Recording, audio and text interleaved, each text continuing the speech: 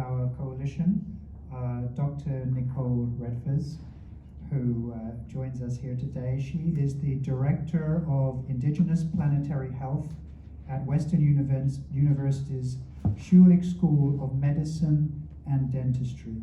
She's also a member of the Deninuque First Nation in subarctic Canada and a leading voice on planetary health and Indigenous rights. Nicole, we're so happy you could join us. Thank you for making the trip. First question, what key lessons do you think we can learn from Indigenous nations on the connections between biodiversity and pandemics? Masicho, thank you. Happy to be here, and also appreciate the land acknowledgement that was given at the beginning of this presentation. I've heard that hasn't been common across the street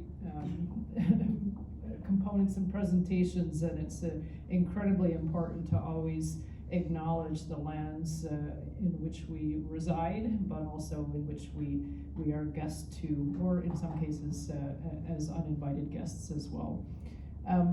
One of the things that I think is incredibly important is, as we move forward with these negotiations, is there's risk of them being very mechanical in their operationalization. And what I mean by that is that everyone that's been here throughout these negotiations for the past number of weeks, you've been drinking water out of your taps, maybe out of the containers here today, which means you've been drinking water out of the St. Lawrence River, which is not too far from here. Your bodies are 60% water, so if you were to stay here for long enough, 60% of you going home would be the St. Lawrence River. You are the river, you are the lakes, you are nature in and of itself. And we forget about that when we're sitting in those tables out there negotiating, that you are negotiating as a river, you are negotiating as a lake, you are negotiating as water bodies, as a part of nature. And what does that mean when you embody those connections yourself, that when you stand by that water and you know that it's yourself, that it's you within that process? We've lost that as human beings in greater society. We have not lost that in Indigenous communities. And it's one of the reasons why we see the vast common statistic of 80% of the world's remaining biodiversity is in the hands of Indigenous peoples. But they're 6% of the world's population. So how is it, if we think about that, how is 6% of the remaining 6% of the world's population hosting 80% of the world's remaining biodiversity? I mean, when you really think about that, that is incredible, but it's also incredibly sad, because what does that mean for the rest of the folks? What does that mean for the other 94% of the world? What contributions do those have to the stewardship of the earth? And that meaning that it means is part of what the responsibility of us, not as human beings, but as a part of nature, sitting in those chairs over there, because that is a responsibility that we are born with as Indigenous people, but arguably for all. Our role in our communities is to be a steward.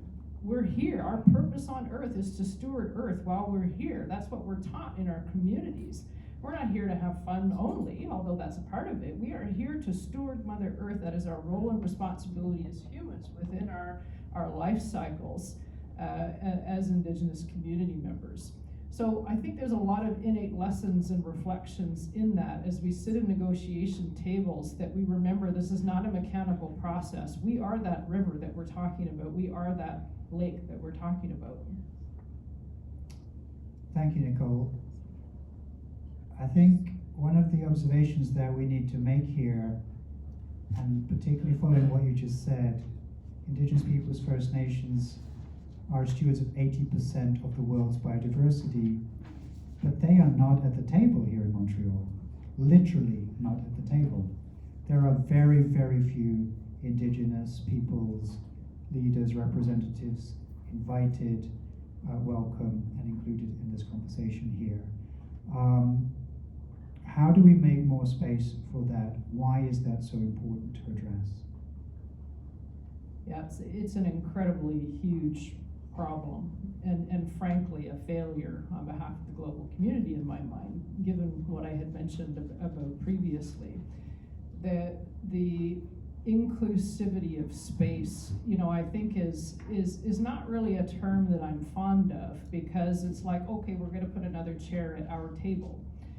Comparatively to co-dialogues and co-partnership with leaders, because Indigenous peoples are absolute leaders within this space, and not looking at inclusivity, but looking as partners, as relators within that process that bring very unique but strong language that, yeah, sounds a little bit different maybe than how we might talk within scientific spheres of influence, conferences, papers, academic and negotiating circles.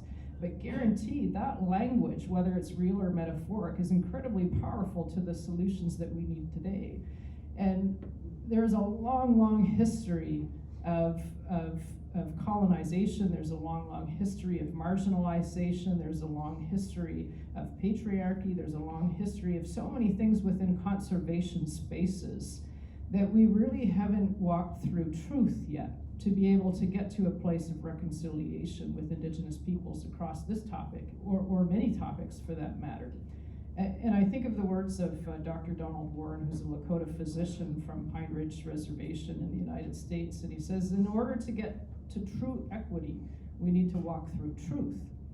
And we have not walked through truth within conservation spaces. We've tried to jump to reconciliation without that acknowledgement of truth, and that creates a lot of barriers for being able to have meaningful conversations and partnerships, because there's been an environment of a lack of trustworthiness that has developed from forced removal, forced evacuations of communities, partners with resource companies, whether it's agricultural or mining, and many of these things that have really went against the rights of communities. So how do you have a reconciled dialogue with such vast and violent histories with community members that really haven't had the opportunity to share their space, to share their way of knowing in a respectful way that's honored and appreciated within wider circles of dialogue?